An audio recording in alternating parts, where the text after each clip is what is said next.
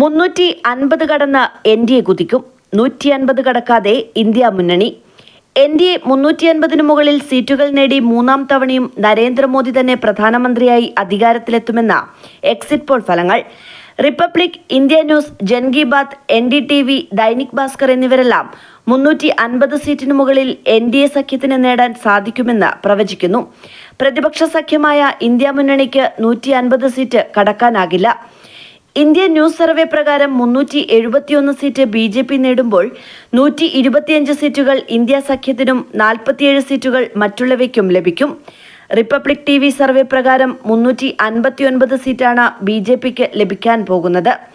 154 seat India മുന്നണിക്കും 30 seat മറ്റുള്ളവയ്ക്കും ലഭിക്കും.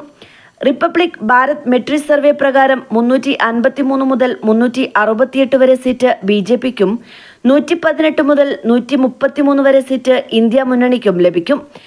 43 മുതൽ 48 വരെ സീറ്റാണ് മറ്റുള്ളവയ്ക്ക്. NDTV സർവേ അനുസരിച്ച് 365 സീറ്റ് NDAക്കും 142 സീറ്റ് ഇന്ത്യ മുന്നണിക്കും 36 സീറ്റ് മറ്റുള്ളവയ്ക്കും ലഭിക്കും. തെരഞ്ഞെടുപ്പിൽ അവസാന ഘട്ടങ്ങളിലുണ്ടായ ആത്മവിശ്വാസം പ്രതിപക്ഷ സഖ്യത്തിന് വോട്ടാക്കാൻ സാധിച്ചില്ലെന്നാണ് എക്സിറ്റ് പോൾ ഫലങ്ങൾ സൂചിപ്പിക്കുന്നത്.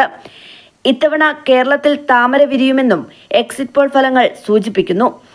ABP സർവേ ഫലമനുസരിച്ച് കേരളത്തിൽ BJPക്ക് 1 മുതൽ 3 വരെ സീറ്റ് കിട്ടാനാണ് സാധ്യത. UDFന് 17 മുതൽ 19 വരെ സീറ്റുമെന്ന് സർവേ പ്രവചിക്കുമ്പോൾ LDFന് ഒരു സീറ്റ് പോലും ഇത്തവണ ലഭിക്കില്ല.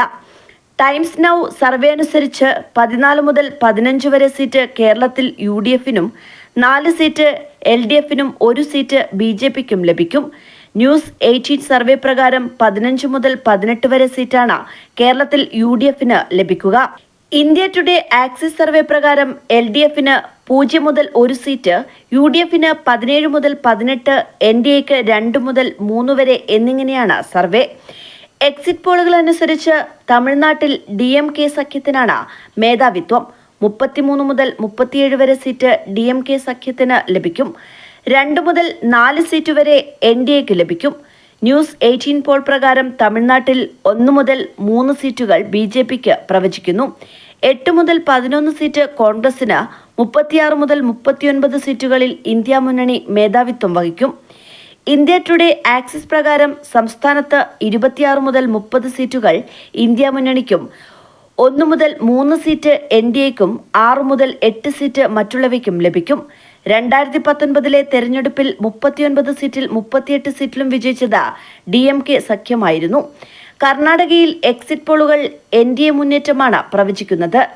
ഇന്ത്യ TV പ്രവചനമനുസരിച്ച് 4 മുതൽ 8 സീറ്റുകൾ ഇന്ത്യ മുന്നണിക്ക് ലഭിക്കുമ്പോൾ 19 മുതൽ 25 വരെ സീറ്റുകളാണ് NDAക്ക് പ്രവചിക്കുന്നത്. മറ്റുള്ളവയ്ക്ക് 0. ജൻ കി ബാത്ത് എക്സിറ്റ് പോൾ പ്രകാരം NDA 21 മുതൽ 23 വരെ സീറ്റുകൾ നേടുമെന്നാണ് പ്രവചനം. കോൺഗ്രസ് 7 മുതൽ 5 വരെ സീറ്റുകൾ നേടും.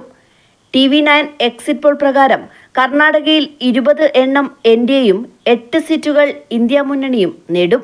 ന്യൂസ് 18 പോൾ പ്രകാരം 23 മുതൽ 26 വരെ സീറ്റ് NDA നേടുമ്പോൾ 3 മുതൽ 7 വരെ മാത്രം സീറ്റുകളാണ് ഇന്ത്യ മുന്നണി നേടുക.